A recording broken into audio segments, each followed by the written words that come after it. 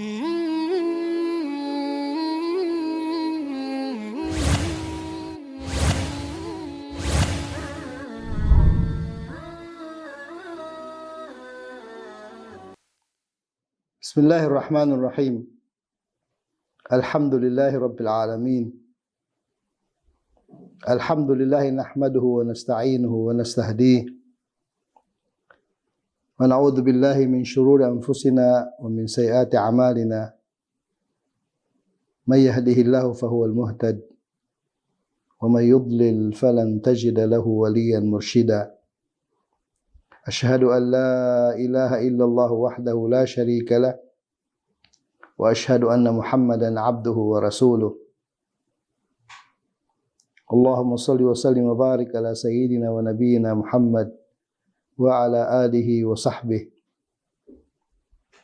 wa man iktafa atharahu ila yaumiddin, amma ba'd. Assalamualaikum warahmatullahi wabarakatuh. Mga minamahal po namin ng mga kapatid at mga giliw namin na taga-subaybay, ang nagiging dahilan kung bakit napili natin ang paksang ito, unang-una ay dito yung suggestion ng mga kapatid natin sa Ilocos Norte at sa Ilocos Sur sa Northern Luzon. At kaya tayo sumang-ayon dahil ito ay hindi masyado napag-uusapan. Baka sa bibihira ang nagpapaliwanag patungkol sa mga kapatid natin na mga kabaihan. Maring sa wikang Arabic, pero ang ano natin kasi ngayon ay wikang Tagalog, kaya pagsikapan natin kung ano ang narating natin ng mga katuruan ng Islam at ang katayuan ng kababaihan sa pananampalatayang Islam. Kaya yun ang na pag-isipan natin o na plano natin ang kahalagahan ng kababaihan sa Islam, na kung saan ay gusto nating ilahad ang pagkakaiba o malaking agwat ng turo ng Islam hinggil sa mga kababaihan at turo ng mga nasa labas ng Islam. Lalo-lalo na sa ngayon na kung saan ang mga sinasabi, nilalabas o nilalahad ng mga kalaban ng Islam hinggil sa mga kabaihan ay halos ngayon lang natin marinig, dahil para bagang malahayop ang kanilang tingin sa mga kabaihan. Sabi nga nung isa sa mga nagpaliwanag, siguro kahit si Abu Jahl ay hindi niya magugustuhan ang mga piniplano ng mga kalaban ng Islam sa ating mga kabaihan, na kung saan ay alam nila na malaking fitna kapag nailantad natin ang ating mga kabaihan. Kaya katulad ng sinabi ng propeta sallallahu alaihi wasallam sa kanyang hadith, yung kaputol ng hadith, sabi niya, ang mga kabaihan awwalu fitnatin waqa'at ala bani Israel kanat fin nisa. Ang unang-unang naging dahilan ng pagkagulo o kaguluhan o fitna sa panahon ng mga angkan ng Israel ay mga kababaihan. Kaya alam ni Shaitan at alam ng mga sundalo ni Shaitan kung ano ang may dudulot ng mga kababaihan kapag sila ay naligaw. Kapag sila ay nasira, ay malaking kasiraan, malaking kapahamakan, malaking kaguluhan na mangyari sa mga tao. Ito na nga, hindi imposible na dahil sa mga,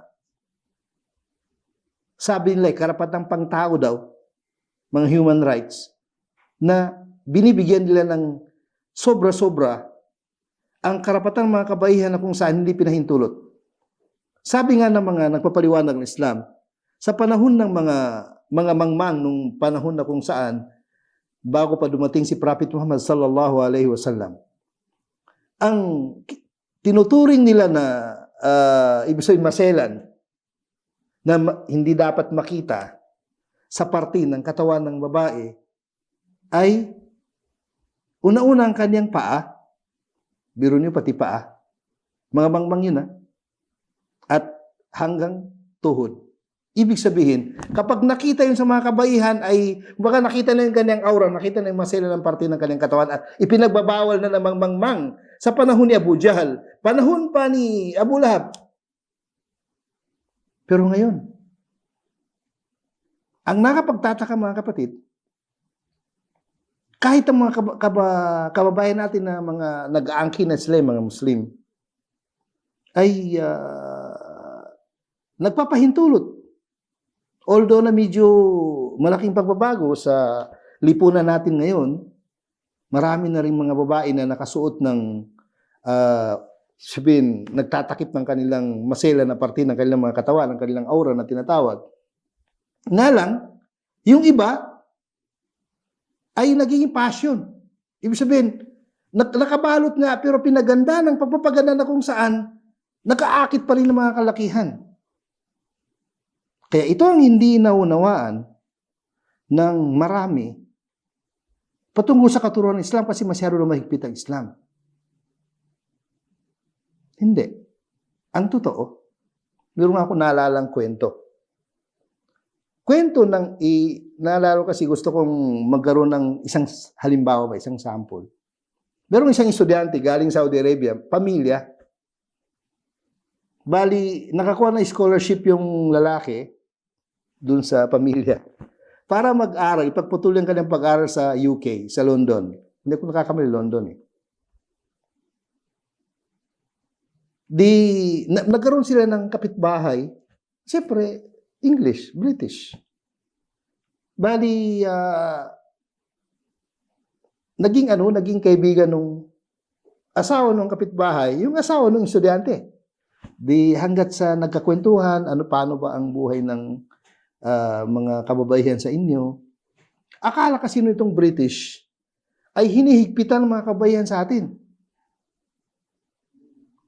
Nung ipinaliwanag na yung kanyang nakukuhang karapatan bilang asawa, bilang Muslim, na kung saan, dahil ang kanyang tahanan ay, kumbaga sa ang kanyang lugar ay ang kanyang tahanan, ang kanyang bahay.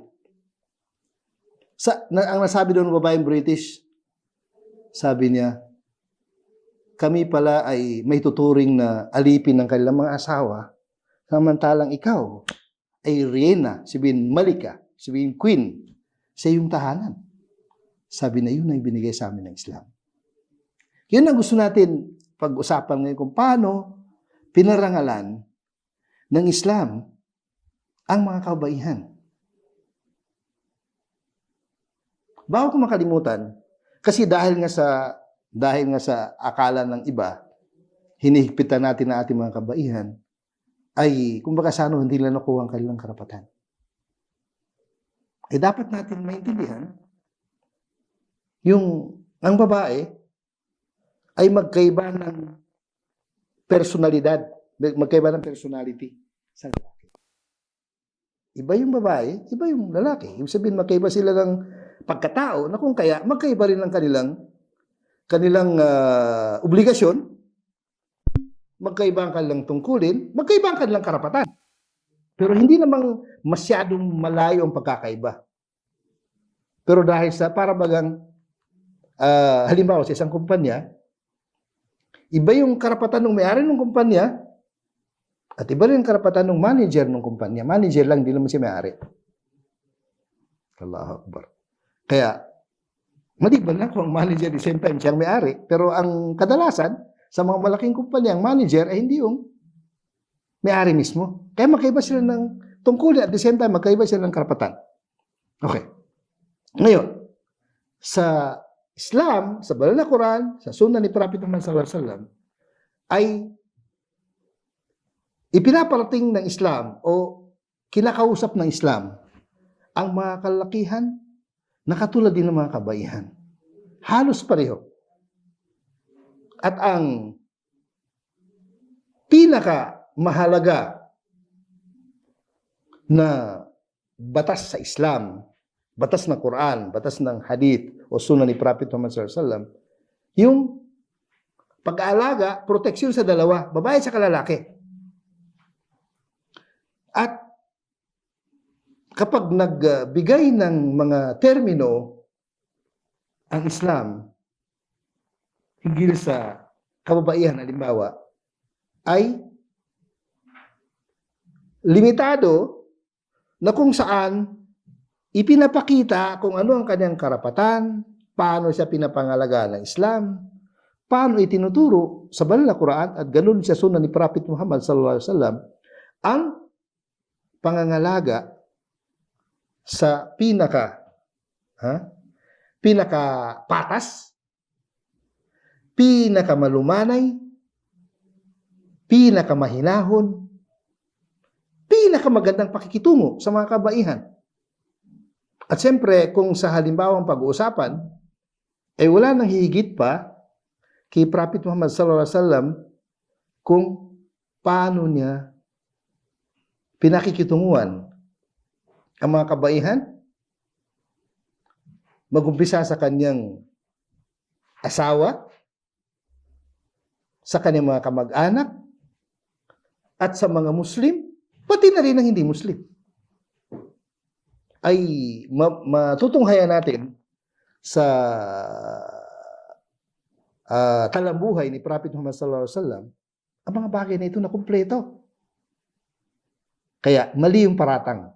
Ang punto lang natin dito mga kapatid, mali yung paratang sa atin bilang mga Muslim na hinihigpitan natin ang ating mga kabaihan.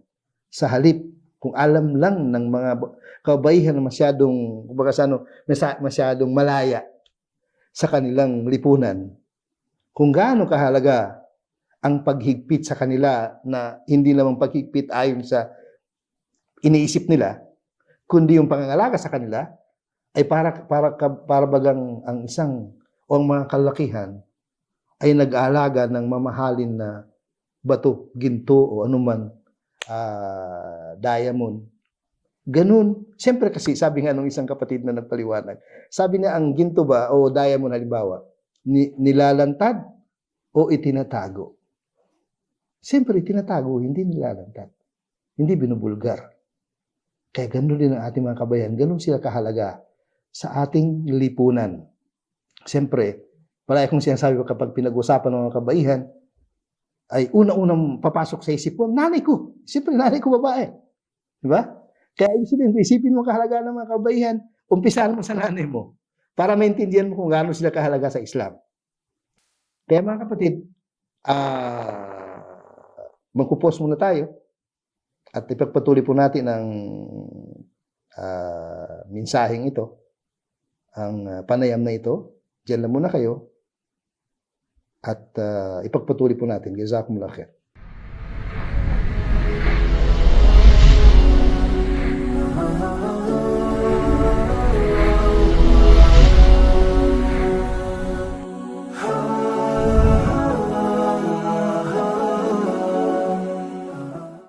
Assalamualaikum warahmatullahi wabarakatuh.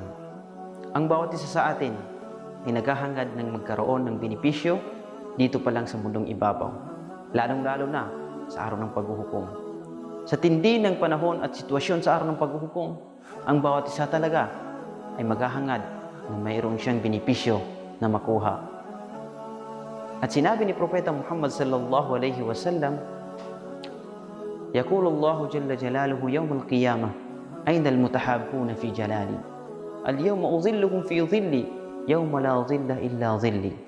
Sa pinakamalapit nitong kahulugan, hahanapin ni Allah subhanahu wa ta'ala, sasabihin niya sa araw ng paghuhukom, asaan ang mga taong nagmahalan sa aking kadakilaan? Sa araw na ito ay papasilungin ko sila sa aking silong at walang ibang silong maliban sa aking silong. At yan ang benepisyo, isa sa benepisyo na makakamit ng taong nananampalataya sa kadakilaan ni Allah subhanahu wa ta'ala. At ang kondisyon kung paano makuha itong benepisyo na ito sa situation na napakahirap sa panahon ng araw ng paghuhukom. Ano itong benepisyo na ito? Paano ito makuha? Pagmamahalan sa kadakilan ni Allah subhanahu wa ta'ala. Minamahal mo ang iyong kapatid sa pananampalatayang Islam for the sake of Allah subhanahu wa ta'ala, para sa kadakilan ni Allah subhanahu wa ta'ala. Hindi mo siya minamahal upang makakuha ka ng benepisyo. Hindi mo siya minamahal upang makuha mo o mabalik sa iyo ang interes ng iyong pagmamahal. Hindi mo siya minamahal upang sa ganon ay masuklian niya yung pagmamahal na iyon na pinapapil mo, pinaparamdam mo para sa kanya. Yan ang pagmamahal na totoo sa kadakilaan ni Allah subhanahu wa ta'ala. At sinabi pa ni Propeta Muhammad sallallahu alaihi wasallam sa Hadisul Kursi, sasabihin ni Allah subhanahu wa ta'ala, qala Allah jalla jalaluh, al-mutahabbuna fi jalali lahum manabirun min nurin yugbituhumun nabiyyuna wasyuhada. Ang mga taong nagmahalan sa kadakilaan ko, sabi ni Allah subhanahu wa ta'ala, ay mayroon silang mga mimbar. Meron silang mimbar. Alam natin yung mimbar, yung na doon nakatayo yung taong nagkhutbah, yung khatib sa araw Jum'ah. Mayroong mga mimbar. Ang mga taong nagmahalan sa kadakilaan ni Allah subhanahu wa ta'ala, nagawa sa liwanag. Hindi ito gawa sa kahoy, hindi ito gawa sa metal, hindi ito gawa sa ginto, bagkus gawa ito sa liwanag na mismong si Allah subhanahu wa ta'ala ang magbibigay. Yugbituhumun nabiyyuna wa syuhada. At ito ay kinaiingitan ng mga propeta at mga syuhada, ang mga taong mga syahid na matay sa landas ni Allah subhanahu wa ta'ala. Ito ang privilege, benepisyo na ibibigay ni Allah subhanahu wa ta'ala. Kabilang ito sa mga benepisyo na ibibigay ni Allah subhanahu wa ta'ala sa araw ng paghuhukom. At tayo mga Muslim, kung gusto natin makamit itong privilege at benepisyo na ito na ibibigay ni Allah subhanahu wa ta'ala, mahalin natin ang ating kapatid ng pagmamahal para kay Allah subhanahu wa ta'ala at hindi para sa makamunong bagay. Ito po ang inyong lingkod, ang inyong kapatid sa pananampalatayang Islam, Qaradawi bin Salik. Assalamualaikum warahmatullahi wabarakatuh. Na kung kaya mga kapatid, walang pag-aalinlangan, ang Islam ay inangat niya ang mga kababaihan sa tama nilang kalalagyan. O kumbaga, nilagay sila sa tama nilang kalalagyan. At isa yun sa naging mensahe ng Islam sa pamagitan ni Prophet Muhammad sallallahu alaihi wasallam kung paano ituwid. Kung paano ituwid ang pananaw ng mga Arabs, pero bago pa yung mga Arabs, pananaw ng mga taga-Europa sa mga kabaihan. Dahil ayon sa nakatala, bago pa yung mga Arabs, sa Europe, ang tingin sa mga kabayan ay hindi tao. Medyo magaan-gaan ng konti ang pananaw naman ng mga Arabs.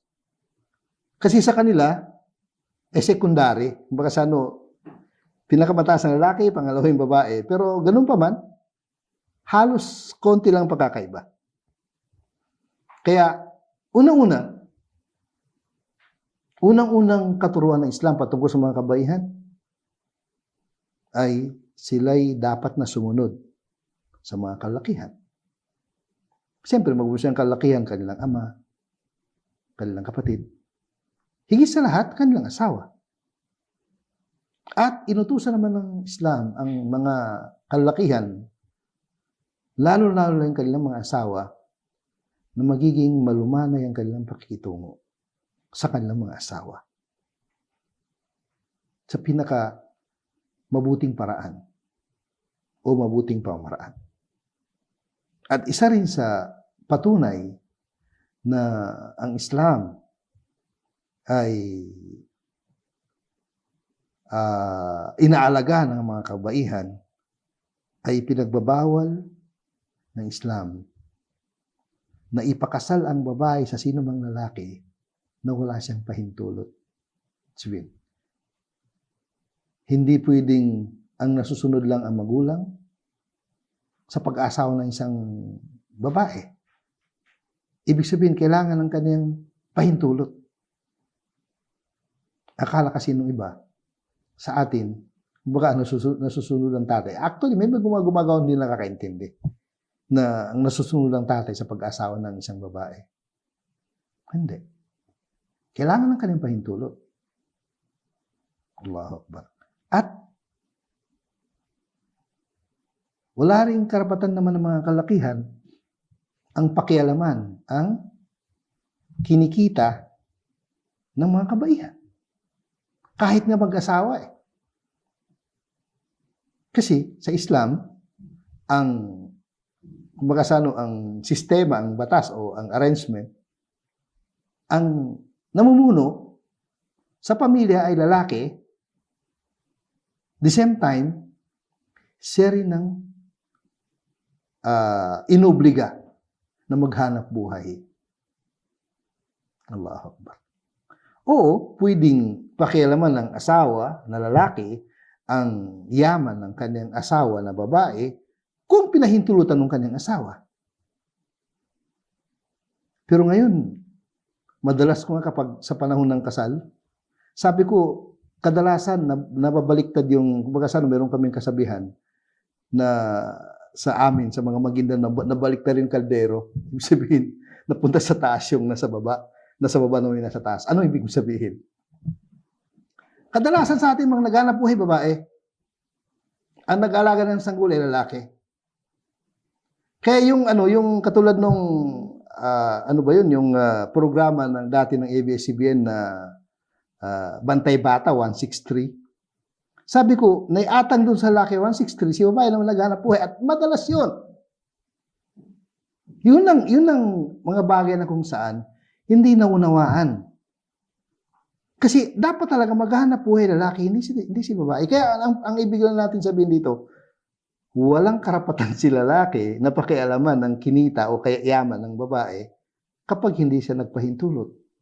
Paano kung nabaliktad na? Naghahanap buhay na si babae, si lalaki, walang hanap buhay, nag-aalaga ng bata. Kaya ito yung nangyari at kung makinig kayo sa ito hindi pa talastas, katotohanan talaga nangyari sa sitwasyon natin ngayon. Makinig kayo sa programa ni Rapi Tulfo.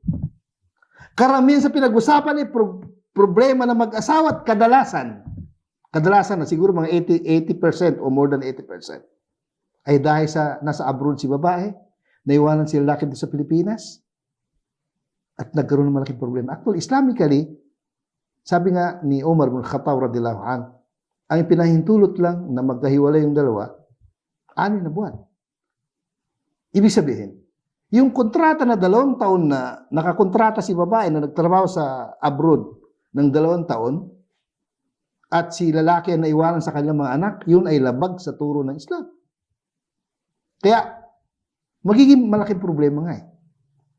At yun na nangyari. Maraming nasira ang pamilya dahil nabaliktad yung katuruan. Lalo na, huwag natin pag-usapan ng mga non-Muslim, sa atin lang mga Muslim. Maraming nasira ang pamilya dahil bumaliktad nga. Ang naghahanap buhay si lalaki, samantalang si babae, samantalang si lalaki siya ang nag-aalaga ng kanilang mga sanggol. Kaya ang punto dito, kung sakali, parehong may hanap buhay si lalaki at saka si babae, o maaring si babae, meron siyang namana na yaman sa kanyang mga magulang, kaya meron siyang pera, ay walang karapatan si asawang na lalaki na pakialaman ng pera ng kanyang asawa kung hindi siya magpahintulot. Okay, yun ang pinakapunto natin. Na kung saan, yun ay baliktad. Kasi kung ang lalaki na yun ang tamang turo, lalaki maghanap buhay, may karapatan si babae doon sa kaya yaman ng lalaki. Naalala ko tuloy ang asawa ni Abu Sufyan. Si Abu Sufyan ay kilala na pinuno ng mga taga-Makkah. Sabi nga, general ng sundalo ng mga taga-Makkah. ay medyo control siya sa kanyang yaman. Nag-complain yung kanyang asawa sa propeta sallallahu alaihi wasallam. Tinanong niya ang propeta, nagtanong yung asawa niya. Hindi ko nakakamali si Hind. Sabi niya, may karapatan ba akong kumuha ng yaman ni Abu Sufyan? Dahil hindi ko nakukuha yung kompleto ng aking karapatan? Siyempre, kilala mo ng propeta yung pamilya. Sabi ng propeta, oo, pero huwag mo lang lagpasan yung higit sa pangailangan. Sabihin, kunin mo lang yung kailangan mo. Ibig sabihin, yun ang patunay na may karapatan siya dun sa yaman ng lalaki. Samantalang si lalaki, walang karapatan dun sa yaman ng babae. Hindi ba malaking parangal yun sa mga kabaihan? Na sila may karapatan sa yaman ng kanilang asawa, samantalang walang karapatan si lalaki na pakialaman ng yaman ng kanyang asawa na babae. Allahu Akbar. Pero yung mga bagay nito mga kapatid, maraming hindi nakakaalam. At maraming nababaliktad yung turo. At katulad sinabi natin mga kapatid, doon naman sa mana, ay siguro pwede natin sabihin na sa 60% o more than 60% ay lamang ang lalaki. Bakit? Bakit lamang ang lalaki? Ang ibig ko sabihin, 60% dun sa klase-klase ng mga nagmamana ay lamang ang lalaki. Bakit lamang si lalaki? Kasi obligasyon niya ang lahat eh. Kapag siya ang nag-asawa, siya ang magbibigay ng duri. Kapag siya may asawa na, siya ang gagasta sa kanyang pamilya. Hindi sila babae. Kaya dahil sa obligasyon niya ang gumasta ng kanyang salapi, kaya lamang siya. Anong sabi naman sa Quran? لِلذَّكَرِ مِثْلُ حَظِّ الْأُنْثَيَيْنِ. Ang makukuha ng lalaki ay doble sa nakukuha ng babae.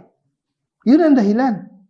Ang dahilan ay mas malaking obligasyon, lalo-lalo na sa paggasta ng yaman, mas malaking obligasyon ng lalaki kaysa babae. Nang malaking, hindi lang bahagya, talagang mas malaki. Allahu Akbar. Kaya, siyempre mga kapatid, sa panahon ng kamangmangan ng mga Arabs, kalimutan mo na yung mga non-Arabs, Arabs lang tayo. Sa panahon ng kamangmangan nila, ay walang karapatan ng babae na magmana. Kaysa yun sa binago ng Islam na makakaroon ng karapatan ng babae na magmana sa mga naiwanan ng kanyang mga magulang o kanyang mga kamag-anak. Meron siyang karapatan.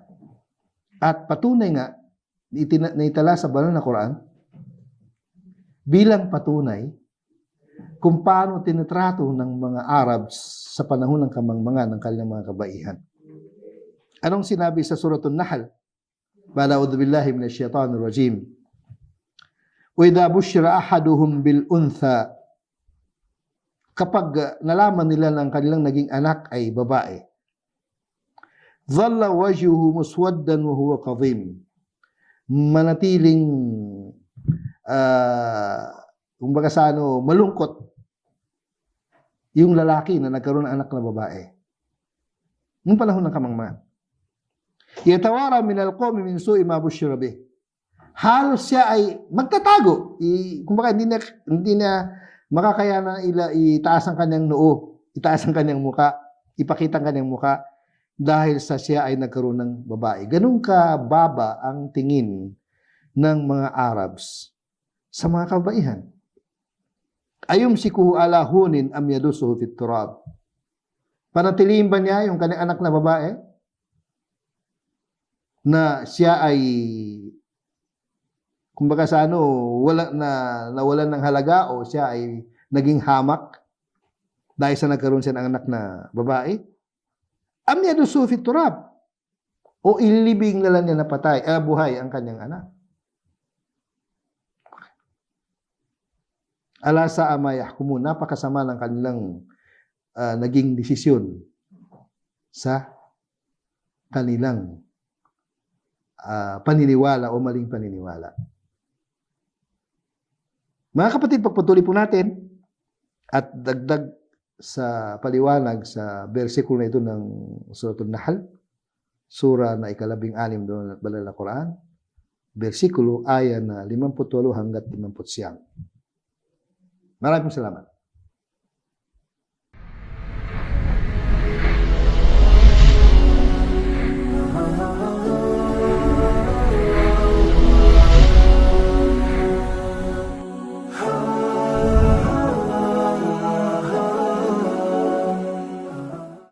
Assalamualaikum warahmatullahi wabarakatuh. Ang bawat isa sa atin ay naghahangad ng magkaroon ng benepisyo dito pa lang sa mundong ibabaw, lalong-lalo na sa araw ng paghuhukom. Sa tindi ng panahon at sitwasyon sa araw ng paghuhukom, ang bawat isa talaga ay maghahangad na mayroon siyang benepisyo na makuha. At sinabi ni Propeta Muhammad sallallahu alaihi wasallam, يقول الله جل جلاله يوم القيامة أين المتحابون في جلالي اليوم أظلهم في ظلي يوم لا ظل إلا ظلي. Sa pinakamalapit nitong kahulugan, hahanapin ni Allah subhanahu wa ta'ala, sasabihin niya sa araw ng paghuhukom, asaan ang mga taong nagmahalan sa aking kadakilaan? Sa araw na ito ay papasilungin ko sila sa aking silong at walang ibang silong maliban sa aking silong. At yan ang benepisyo. Isa sa benepisyo na makakamit ng taong nananampalataya sa kadakilaan ni Allah subhanahu wa ta'ala. At ang kondisyon kung paano makuha itong benepisyo na ito sa situation na napakahirap sa panahon ng araw ng paghuhukom. Ano itong benepisyo na ito? Paano ito makuha? Pagmamahalan sa kadakilaan ni Allah subhanahu wa ta'ala.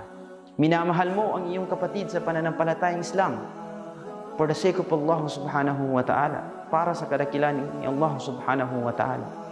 Hindi mo siya minamahal upang makakuha ka ng benepisyo. Hindi mo siya minamahal upang makuha mo o mabalik sa iyo ang interes ng iyong pagmamahal. Hindi mo siya minamahal upang sa ganon ay masuklian niya yung pagmamahal na iyon na pinapapil mo, pinaparamdam mo para sa kanya. Yan ang pagmamahal na totoo sa kadakilaan ni Allah subhanahu wa ta'ala.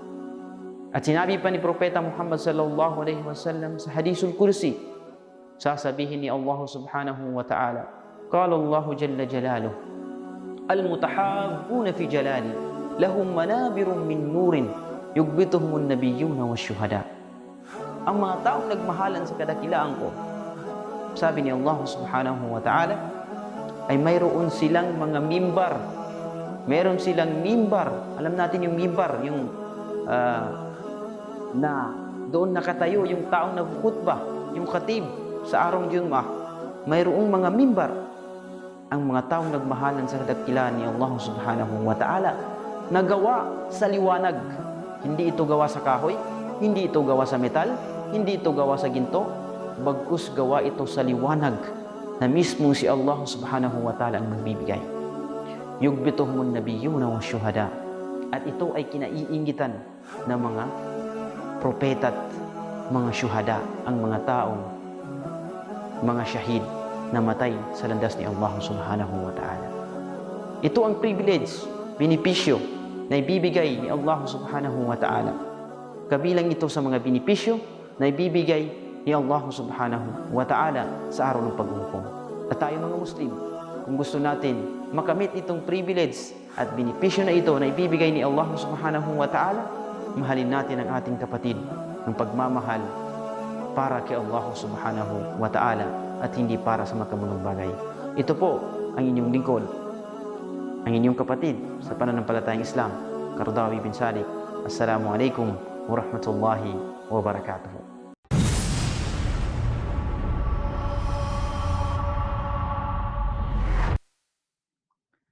Kaya nga po mga kapatid, dun sa aya na nabanggit natin sa Suratul Nahl, na kung saan yun ang nagiging paniniwala ng mga mangmang na mga tao noong panahon na wala pa si Prophet Muhammad sallallahu alaihi wasallam, na napakababa ng tingin sa mga kabaihan. Yun ay binago. Binago ng Islam at ipinantay ang mga kabaihan sa mga kalakihan dun sa mga bagay na dapat silang pumantay. Simple, katulad sinasabi natin mga kapatid, ang mga kabaihan ay meron silang tamang kalalagyan sa Islam o tamang kinalalagyan sa Islam na doon sila dapat manatili at doon sila iaangat, doon sila pararangalan, doon sila kikilalanin. Kaya, isa namang aya sa Suratul Nisa, aya na 33 4. Okay, bago yung Suratun Nisa, yung mismong sura na yon. Ang pangalan ng sura ay Suratun Nisa. Sura o kabanata ng mga kabaihan. Eh wala namang kabanata ng mga kalakihan sa Quran eh. Babae lang ang meron eh. Dahil doon na-emphasize sa sura na ito yung kanilang kahalagahan, lalong-lalo na kung paano sila ititrato ng kanilang mga kalalakihan at kung paano sila magmana ng yaman na naiwanan ng kanilang mga magulang, halimbawa. Kaya itong madalas kong nasasabi ito na ibig sabihin, walang sura sa banal na Quran na ipinangalan sa mga, mayroong pangalan ng lalaki, pero yung kalalakihan, rijal, sa wikang Arabic, wala, pero merong nisa. Ano ang sabi dito sa sura na ito? A'udhu billahi minash shaitanir rajim. Ar-rijalu qawwamuna 'alan nisa. Ang mga kalalakihan ay sila ang namamahala. Sila ang nangangasiwa. Sila ang namumuno sa mga kababaihan. Bima faddala Allahu ba'dahum 'ala ba'd. Dahil sa mga katangian na nakahigit sila sa isa't isa. Dahil sa mga katangian na kung saan nakahigit sila sa isa't isa. Wa bima anfaqu min amwalihim. At dahil sa ang inubliga ng gumasta ng kanilang yaman ay ang mga kalakihan. Sa umpisa pa lang, pagbibigyan ng dowry kapag siya ay nag-asawa. Pagkatapos nun, kapag siya may asawa na katulad ng sinabi natin, siya ang inubliga na magtutustus ng pangangailangan ng kanyang pamilya, hindi si babae. Kaya yun ang dahilan kung bakit sila ang namumuno, oo. Pero ang kanilang obligasyon, lalo-lalo sa pananalapi o sa paggasta ng kayamanan, ay silang inubliga, hindi ang mga kabaihan. Fasalihat. Kaya ang mga mabubuting kababaihan, qanitat, sila ay mga masunurin. Hafidhatul lil ghaib. Sila ay inaalagaan nila ang mga sikreto ng kanilang pamilya. Bima hafidhallah. At dahil sa pangangalaga ng Allah subhanahu wa ta'ala. Ibig sabihin, ito ay mali. Malaking pagkakamali ng mga kababaihan na ibubulgar nilang sikreto ng kanilang pamilya. Kasi yung mga tunay na nakakaintindi ng katuruan ng Islam, hinding pwede, hindi sila pinahintulutan na kailanman na ilalabas, isisiwalat ang sikreto ng kanilang pamilya. At sabi ng Allah, kasunod ng ayah, "Wallati takhafuna nushuzahunna fa'idhuhun." Kung sakaling meron sa kanila na sumasalungat, nagmamatigas, ayaw sumunod, sabihin, yung mga asawa na hindi sumunod sa kanilang mga asawa na mga kalakihan. Ano ang unang-unang pinagturo, pinag-utos? Fa'idhuhun. Pagpayuhan niyo sila. Sipayo muna. Tamang pakiusap. Wahjuruhun. Kung sakaling ayaw pa rin sumunod, pinayo mo na, ayaw pa rin sumunod, layuan mo sa higaan. Hindi ka tatabi. Kaya niyo mga kalakihan, hindi mo na kayo tatabi. Isa yun sa uri ng, kumbaga sa pwede natin sabihin, pagpapasunod sa mga kabaihan. Kapag hindi pa rin, wahjuruhunna fil madaja. Kapag hindi pa rin nakuha dun sa paglayo sa tulugan, sabi ng Allah subhanahu wa ta'ala, fadribuhun. Paluin niyo sila. Pero bago ko makalimutan, kaagad ipinaliwanag ng propeta ang pagpalo. Ang pagpalo ay hindi masakit. Bawal pumalo ng masakit. Kayong mga magulang ha, mga asawa, bawal pumalo ng masakit mula sa asawa hanggang sa mga anak. Bawal yun sa Islam ha. Ito palagi kong dinidinan kasi maraming mga masakit pumalo. Hindi, kasi sa kamay lang, kahit nga kamay yung ginamit mo, yantok na, hindi mo masakit yun. Bawal yun. Actually, totoo talaga mga kapatid. Ha? Totoo talaga, nakitang-kita ko sa aking experience na iba talaga ang resulta ng magulang na hindi na mamalo at marunong makitungo sa kanilang mga anak at ang magulang na namamalo na yun ang kanyang pamamaraan sa pakitungo sa kanyang mga anak. Kung sa mga anak, ganoon din sa asawa. Kaya, kumbaga sa hindi kinaligtaan ng propeta yung aya, pinaliwanag agad. Sabi niya, ang pagpalo ay darban ghayra mubarrih. Ang pagpapalo na hindi masakit. Para bagang, pinapakita mo lang, galit ka Sabihin, lumating sa punto na galit ka, kaya papalo ka, pero hindi masakit. Allah. Hindi yan tuk ha. Lalong hindi baston. Lalong hindi 2x2. Allahu Akbar. Kaya, hindi ko kasi kinaligtaan yun kasi baka sabihin, ay, pinapalang mamalo pala kayo ng mga asawa. No, hindi gano'n. Allahu Akbar. Ang propeta hindi na nakaligtaan yun, baka sisihin siya ng mga kabayan. Hindi. Hindi masakit na pagpalo. Para bagang sabi nga, palagi sinasabi ng mga masyayikh, mga ulama, sabi nila, ipinapakita lang yung galit, pero hindi masakit. Fine ata'anakum. Kapag sila'y sumunod, fala tabuwalahin na sabila, huwag na kayo gumawa ng kahit ano. Sabihin, tapos na. Inna Allah kana aliyan kabira. Ang Allah subhanahu wa ta'ala, siya ay kataas-taasan na pinakadakila. Allahu Akbar. Kaya sa totoo lang mga kapatid, ayon sa experience, hindi na manghahantong sa hanggang doon lang sa payo. Sa totoo lang. Pag marunong kayo magpayo, kayo mga asawa, sa inyong mga asawa ng mga kabaihan, hanggang doon lang kayo sa salita, hindi na pupunta doon sa pangalawa. Sa totoo lang. Allahu Akbar. Totoo talaga mga kapatid. Hindi ko naman sinasabi na dahil sa ako. Pero ako hindi ako nakahantong sa ganun Hindi na pumunta na humantong doon sa pangalawang solusyon. Hindi na.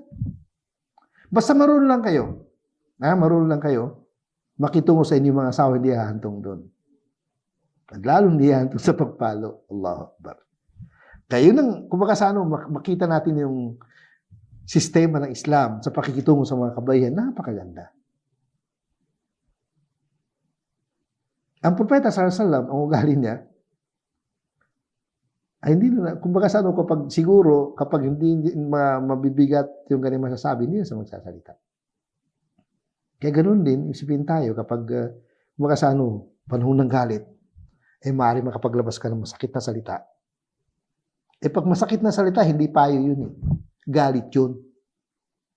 Ibig sabihin, tayong mga kalakihan, kapag masakit ng sasabihin natin sa ating mga asawa, hindi na payo yun, hindi na nagpapayo, kasi nagpapayo, paano magpayo? Sa dawa, sa ng Islam, papapalagnat ng Islam, ay malumanay. Hindi masakit. Kaya kapag naging masakit na, problema na. Kaya dito sa ayang ito mga kapatid, pinaliwanag ng banal na Quran, pinaliwanag ng Allah subhanahu wa ta'ala, ano yung katangian ng isang mabuting babae. Allahu Akbar. Sabi niya, qanitat, fasalihatu qanitatun hafizatun lil ghaib. Ang mga mabuting mga kabaihan ay qanitat. Ibig sabihin ng qanitat, mga masunurin. Allahu Akbar. Hafizatun lil ghaib. Yung sikreto hindi nila binubulgar. Ay yung mga kababayan natin na mahilig ng minsan kahit hindi nila namamalayan, yung mga mahilig mag-chismis, hindi namamalayan, nasasabi lang yung sikreto ng pamilya, bawal yun sa Islam, malaking yun. Yan yung sinabi dito, hafidatul lil ghaib bima hafidallah. Sabihin, inalagaan ng Allah yung sikreto, huwag mo na ibulgar. Halimbawa, kung may kakulangan ng iyong asawa na lalaki, ang solusyon hindi yung ibulgar mo. Pag-usapan niyo. Allah. At nabanggit din dito sa ayang ito, yung kung paano makikitungo si asawa na lalaki sa kanyang asawa na babae, kung paano siya makikitungo ng pakonti-konti, sabihin, hindi bigla, sa pinaka malumanay na pamaraan bilang awat pagmamahal sa isang babae. Allahu Akbar. Kaya mauidha muna, pagpapayo muna, pagkatapos kapag hindi umubra yung pagpapayo, at kadalasan, katulad siya sabi ko mga kapatid, kapag umubra yung pagpapayo, hindi ka na aabot dun sa paglayo sa tulugan o sa higaan. Hindi naabot dun. Allahu Akbar. At ang pinakahuling baraha, pinakahuling pamaraan ay pagpalo ng palo na hindi masakit. Ito ay bilang bilang pagpapakita ng malaking pagkakamali ng babae, hindi bilang pagpapahiya sa kanya. Allahu Akbar. Ibig sabihin, bawal na bawal sa ating mga kalakihan na ipahiya natin ang ating asawa. Bawal yun mga kapatid. At kayong mga sisters namin, makinig kayo. Bawal yun sa amin. So, bawal talaga sa mga kalakihan na ipahiya ang kanilang mga asawa. Bawal yun. Ang unang sabi kong bawal kanila, masakit na pagpalo, bawal din magpahiya. Kaya hindi mo pwede, ikaw naman bilang kalakihan, hindi mo pwedeng sabihin ang kakulangan ng iyong asawa at hindi mo pwedeng sabihin ang mga pagkakamali ng iyong asawa o pagkakasala kung siya nagkakasala. Hindi. Pag-usapan yung dalawa. Hindi nahahantong doon sa ibig sabihin na sa hukuman. At totoo talaga mga kapatid, kapag magaling at mabuting asawa, mabuting lalaki, hindi nga kayo hahantong doon sa pangalawang solusyon eh. Lalong hindi doon sa pangatlo. Lalong hindi nahahantong sa hukuman. Yun ang totoo mga kapatid. At ganun ang tamang pakikitungo sa ating mga kabaihan. Maraming salamat mga kapatid. Hindi pa tayo tapos. Jazakumullah khair. Assalamualaikum warahmatullahi wabarakatuh.